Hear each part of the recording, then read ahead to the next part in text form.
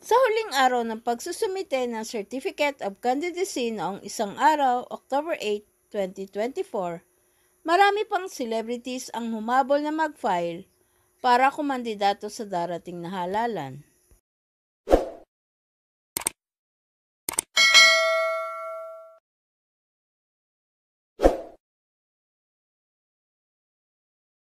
Nag-file ng Certificate of Candidacy ang TV host na si Willie Revillame para kumandidatong senador.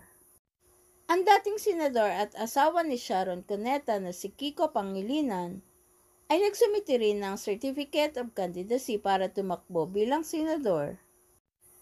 Ang Dr. Vlogger na si Dr. Willie Ong ay nag-file din ng Certificate of Candidacy para kumandidatong senador.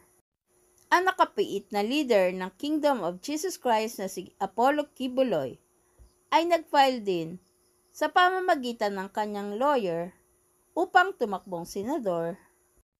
Ang komedyante at Manila Councilor na si Lou Veloso ay nag-file din para sa re-election upang maging konsehal ng 6th District ng Maynila.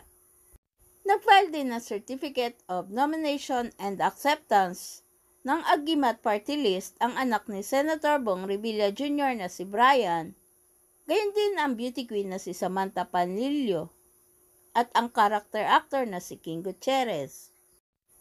Ang kapatid naman ni Senator Robin Padilla at ama ng aktor na si Daniel Padilla, na dating aktor na si Romel Padilla, ay nag-file din ng Certificate of Candidacy para tumakbong mayor ng Quiapo, Nueva Ecija. Ang aktor na si Aaron Villaflor ay nag-file din ng Certificate of Candidacy upang tumakbong board member ng 2nd District ng Tarlac.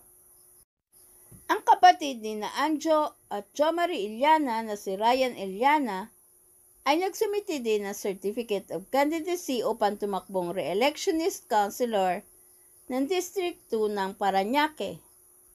Samantala, nag-file din ng Certificate of Candidacy si Anjo Iliana para tumakbong Vice Mayor ng Calamba, Laguna.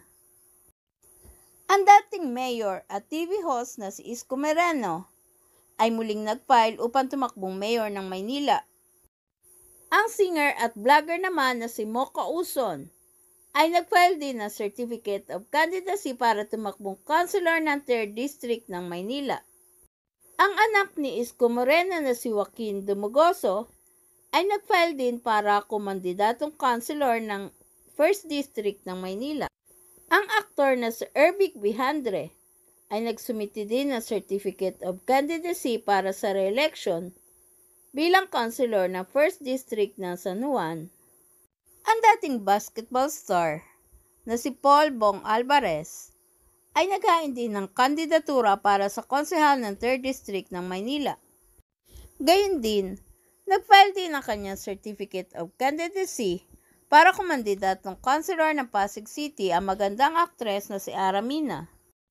Ang beauty queen na si Shamsi Supsup ay nag-file din ng Certificate of Candidacy para tumakbong councilor ng Pasig City. Ang aktor naman na si EJ Falcon ay nag-file ng kanyang Certificate of Candidacy upang tumakbong congressman ng 2nd District ng Oriental Mindoro. Ang dating basketball star na si James Shop ay nag-file din para sa re-election bilang councilor ng 1st District ng San Juan City. Please subscribe and hit the notification bell para ma-update kayo sa sunod na showbiz news.